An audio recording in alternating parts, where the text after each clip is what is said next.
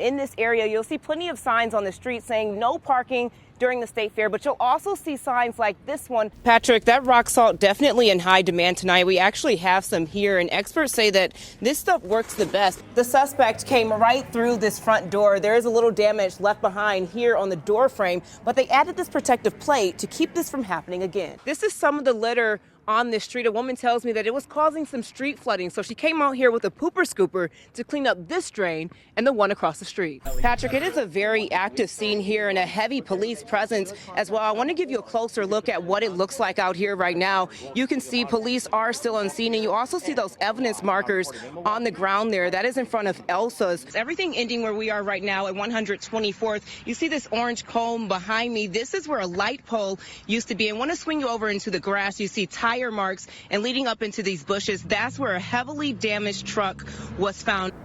Patrick, that first ambulance arrived 4 minutes after that initial call for help, but left shortly after. And that has some Milwaukee leaders frustrated tonight. Now, we do have that 911 call, and we do want to warn you, it may be difficult to listen to. Milwaukee Fire Department, what is the location of your emergency? On the night of January 15th, Jolene Waldriff dialed 911 at 5:22 near a bus stop in sub-zero temperatures. Oh, my God.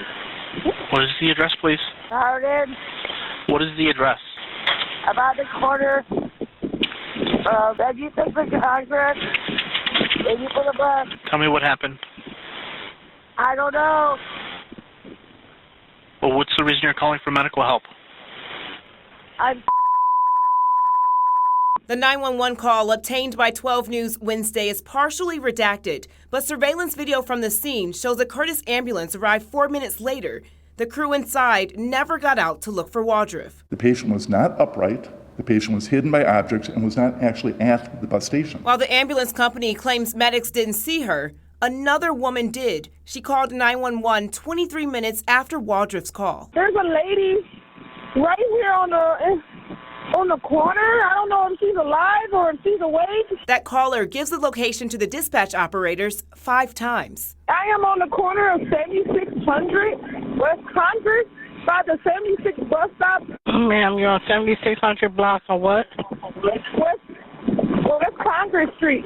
7600 West Wisconsin? Street.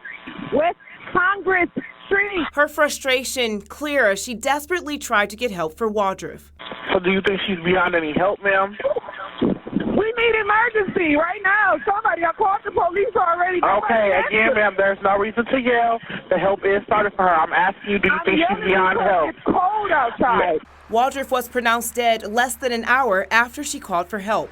An official with Curtis Ambulance said his crew followed protocol. Alderperson Mark Borkowski, who chairs the ambulance service board, says more should have been done. When we say, well, it's not part of the policy or whatever, I think the public is basically saying, what would it have taken to get out and look? We're talking life and death. And so they know the business.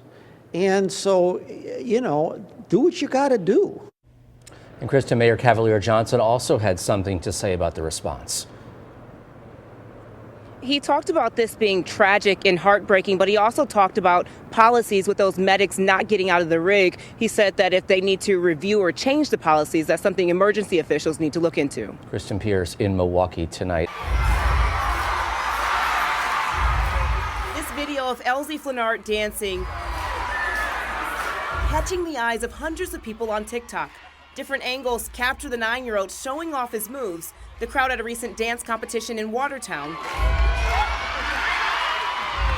cheering him on. I was genuinely shocked. When you were shocked at first and then you saw the crowd, were you like, okay? Yeah. And no one was really expecting it to happen. I think that's what made it sort of just a moment.